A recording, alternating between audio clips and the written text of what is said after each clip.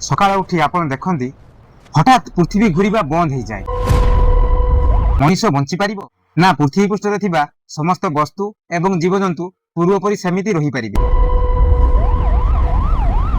आपण जानନ୍ତି कि पृथ्वी ताहार अक्ष चारिपटे घंटा को प्राय 1600 किलोमीटर बेगरे घुरु थाए। जदि एई घुरिबा हठात बंद हो जाए तेबे कौन हबो? तेबे पृथ्वी रे थिबा समस्त जिनिस जमिति मनीष गाड़ी समुद्रर पानी एवं पवन मध्य सही बेगरे आगको छिटिकी पड़िबो।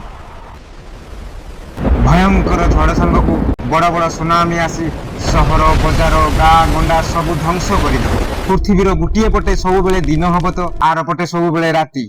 तापमात्रार एते परिवर्तन आसीबो जे अधिकांश जीवजंतु पाई बंचिबा बहुत कष्टकर होई पड़िबो।